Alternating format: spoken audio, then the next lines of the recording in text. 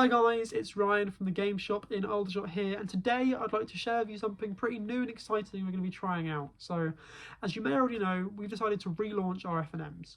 We've got a league structure happening, alternating weeks of dual commander and draft. It's been a ton of fun so far, really happy with how it's turning out, but we decided to try something new. So I was talking to our TO Adam, and it was his idea that we would record the final match of each week and upload it on YouTube here for you all to watch. So last week was a draft. We recorded the gameplay, and me and Adam narrated it, and I spent a lot of time painstakingly editing it. I now appreciate all the other gameplay channels on YouTube a lot more now that I've tried to edit one myself. This is my first time doing something like this. Me and Adam haven't narrated gameplay before, so apologies if it's not the best. We're very happy to have constructive criticism, and it's something that we're going to try and improve upon as we keep doing it. But we'd love to hear your thoughts so far, and I really hope you enjoy the games. So, see you in a bit, guys. This is the last round of the draft on Friday night. It's between Ryan, who's here in the video, and Tom. And at the moment we're just deciding who goes first. Ryan, did you buy these cards, these rock paper scissors cards? Yeah, so you sent me a gameplay channel called Blitzberg, I want to say, and I saw them doing it, and I was heavily inspired. Yeah. I had to do it myself. It's cool. I haven't seen them for years. People used to have them. I guess they're from a forever ago set. It just feels like It's a cool seeing them out in the wild again. fun, unique way to start games. Absolutely. And as we've been talking, mulligans are being resolved. It looks like you won the rock, paper, scissors off. Yes, I got a scissors to Tom's paper. Very good. Very skillful. And it looks like Tom's taking a mulligan and you're keeping 7. A good 7 here, I'd say. Do you remember what was in it? There's a swamp, there's a Valgavoth's Fateful, a forest, I think there's a Wary Watchdog. I can't remember all the cards. Okay.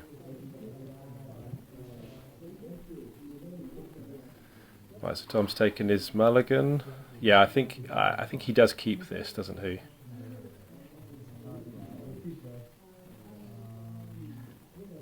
He bottoms and unable to scream. Oh, well spotted.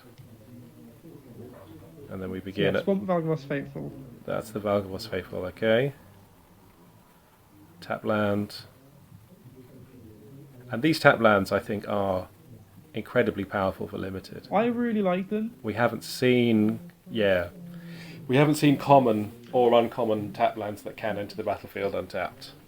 Dual lands that can enter the battlefield untapped before. So this is quite a big upgrade. I'm actually curious about like pauper playability as well. They probably are the best common dual lands now, right? So I'm attacking for 4 here. Yeah. So I didn't see what you did with your surveil on the dog. How did that go?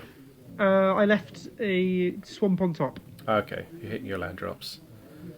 Hitting my land drops. This is a play here that I thought a lot about. So Tom's cast Cracked Skull, targeting the Watchdog, which makes me reveal my hand. I have the 3-mana flashy surveilling creature in hand, and I'm not sure if I should flash it in response. And I decided not to, because I'd rather he took that than one of my other creatures, which makes sense. Which is the Kona, the Rescue Beast do. So so I show Tom the hand. And at the moment, what does Kona do for you in this deck? Did you have some big fatties to put into play? Yeah, I've got 3 Vile Mutilators, an Altenac, and the 6-mana demon that makes you discard cards. I can't remember what it does. In this current hand, it's not the best, but but you have long term. So there you go. The Vile Mutilator in the bin. Here, and an Altenac goes manifested face down. Very good. And you've got the Faithful, haven't you, which can bring it back on the battlefield. Yeah, Reanimator on board. I've got the Coma in hand. Nice. For any future ones. I ended up getting 3 Vile Mutilators in the draft, which I was pretty happy. There's another Vile Mutilator in my hand now. That's pretty disgusting. And Tom seems to be playing a sort of draw-go game here, but he actually plays a spell this turn. Looks like Glimmerburst, blocking the 1/1. The 3/1. Oh yeah, sorry, blocking the 1/1 on the 3/1. Oh yeah, sorry, I understand. I kept a forest on top there, which is the 4th land I need to play my Coma. Now I've got the Mutilator, a way to get it into play. So life totals are low enough now that these lands are coming into play untapped. Tom plays an unable to scream on your manifest creature. And presumably you're going to play your land and slam your rare. So I know I can Mutilator here, but I'm just tempted to just save it for more value.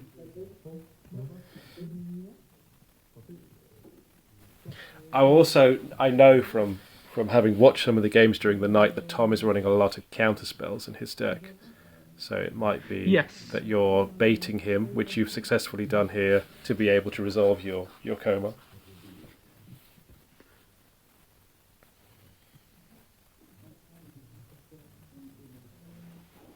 I really like Coma. I have not really got to do much of it, but in theory it feels like a very good card. It does. I had it at the pre-release, and it was fun. I don't know that it's the most competitive card, but I would be interested in trying it in a constructed format as well. So now has a 2/2, and that face down card is a 1/1 Glimmer token. Yeah, I believe that's Tunnel Surveyor.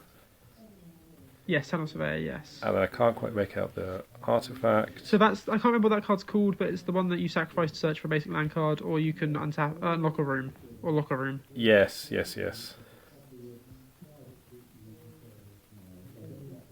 So I was thinking about casting a spell, changed my mind, and I play the land first in case. I don't know what counterspells are in the set. He might make me pay mana for it. I'm not really sure. That's what there is a pay 2 counterspell in this set, okay. so sensible to think about playing around things like that. And I can't quite make out what's happening here. You're pointing at cards. So I've cast an emergence, monstrous emergence, to deal 6 damage to the Tunnel Surveyor. Right. And Tom flashes in the Shard Mage's Rescue. So the spell fizzles. And now I'm scared of attacking with Coma because obviously he's got a 3/3. Yeah, so the card on your left, is that in your hand face up, or is that on the left of the battlefield next to the swamp? Yeah, my hand's been revealed, and I like to play like that at FNM because it's a bit easier for everyone. Yeah, that's good. I'm just checking what that says. I should know because it's in light pause, but I wanted to check. Sometimes you just need to read the card again. Yeah, just to be certain. Tom's certainly hitting his land drops this game. So yeah, there was a bit of confusion. I showed Tom the card. He thought I had to discard his cost, but it was revealed, so that's why I'm showing him the card there. Got it. Yeah, that's also a big upgrade over previous fight spells, like the lands are an upgrade over previous versions. I think it's a really cool card. I can see it in some Commander decks for definite. Yeah, Impossible to Fizzle fight spell is quite interesting. So this is the room that draws 2 and loses 2. Oh yes, and the other half, trying to remember. I believe it's whenever you attack alone, yes, on the zone against Death and Touch. Death Touch. Yeah. Yes, that's the one. Ripping off the top. Yeah, this is where my turn 1 Valgavo's Fateful suddenly becomes the MVP of the game. Yes, quite relevant. So remind us what this big scary demon does when he comes into play. So pay for when it enters the battlefield, your opponent sacrifices a non-token creature and a non-token enchantment. Oh wow, that's brutal.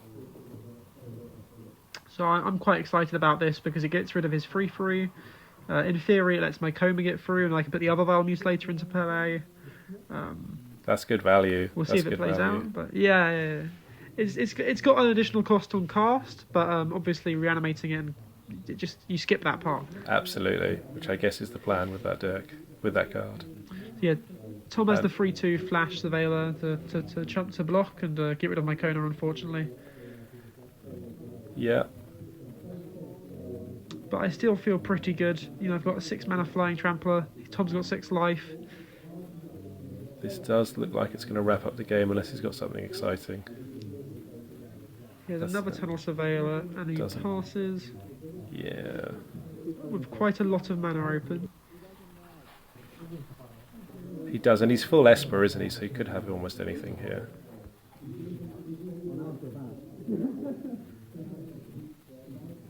So I spend a bit of time trying to think what he could have, but I attack. I'm on the edge of my seat. Tom realises here that it has flying and trample. And then he extends the hand. Very good.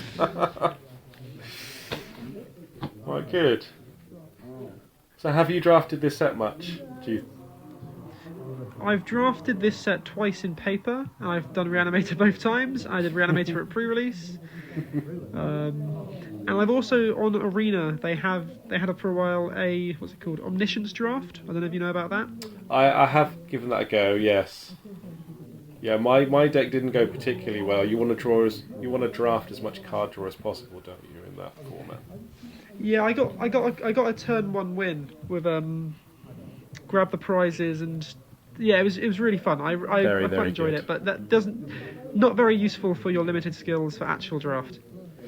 No, perhaps not for your paper limited skills, but still fun. So in terms of like information about this draft, I know my pack one pick one was what's his name, Altenac, the Thrice Called. Yes. I was hoping to do a say its name strategy. And how many say it names did you find in the draft in the end? I got 0 in the end. I saw one in pack 3 and decided it was too late for the strategy to pay off, so I gave up on it. And Tom's pack one pick one was the Mind Ripper, the free blue mill card. Oh, I misread that card when I first played against it, not realising it gives all your creatures the damage replacement effect, as opposed to just itself. Yeah, I think it's a pretty neat win condition for control even. Yes, yes. You can just sort of swing out and potentially kill your opponent. If you mill enough cards in one go, it's kind of difficult to come back from.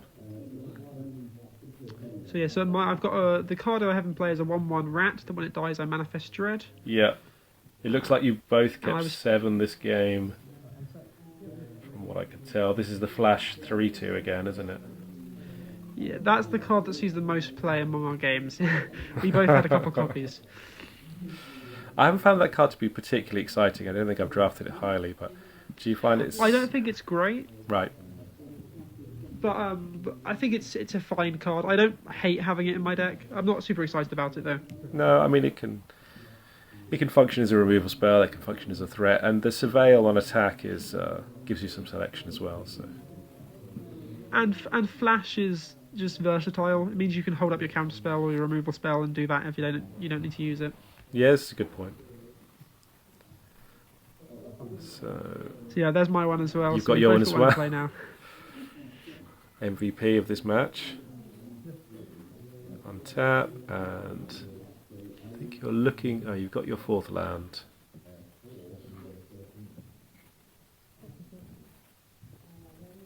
I was expecting a Glimmer Burst there, I didn't see one, so I was quite surprised by that.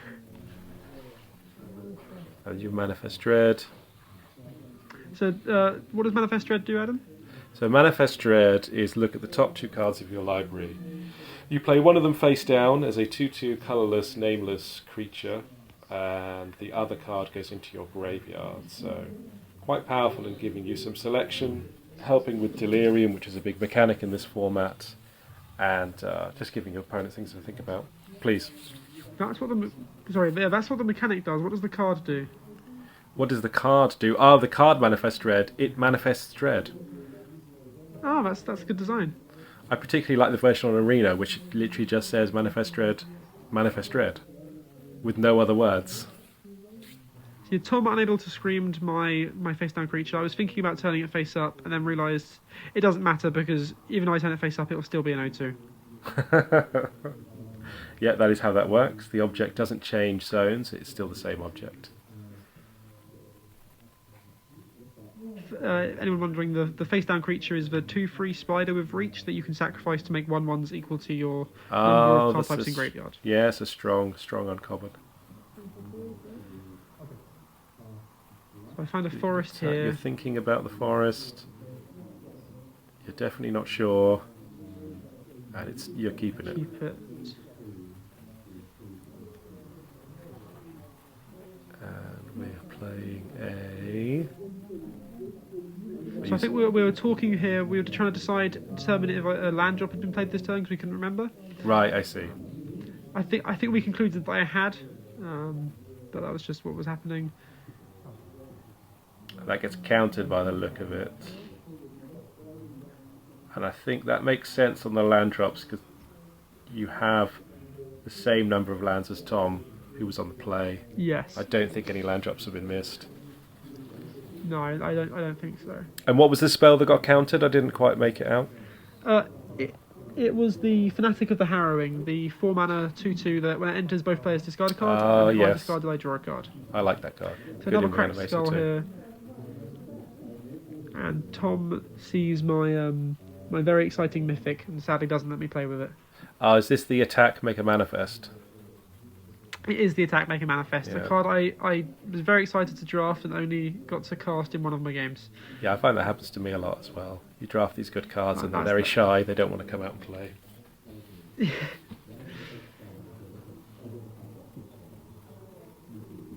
So we're both at 11 it seems, so looks pretty close. I surveil a forest into the This bin. time you don't want another land. Play the dog. And what was that? Do you remember what that was on top? I didn't make that one out. Can't quite make it out, I'm not certain. That's what it looks like. I We're going think to it find out might next be time. I think it's a Vile Mutilator, Yeah. which is why I decided to play the forest instead of keeping it in hand. I'm not sure. I don't think that's the right decision, but I did it anyway. So Tom's surveilling here. Yeah, and I think you were indicating you were intending to block. Yes, yeah, that was the plan. I think I clarify that in a second by moving it next to the attacker. Yeah, it's fair. You should let him resolve his surveil first. And then blocks. Oh, and then he's got a trick. So he's manifesting dread. Oh, is this the counter spell that also manifests dread? Or instead It manifests is dread? indeed. Yes. It is indeed. So there's another one of those in the graveyard. So I kindly allowed Tom to take something back here. Ah, that's because you're such a generous opponent. I try my best. And what's being turned face up here, is this relevant for combat? It looks like it might It's be. not. It's the 1-mana 1/1 that gets a counter that puts a counter on something whenever a enchantment enters. Yes, okay. And what is relevant to combat is that I cast my 2-mana instant to give my dog Death Touch and Indestructible. Yeah, I like So it that. survived. That's a good little trick I like as the well. card as well.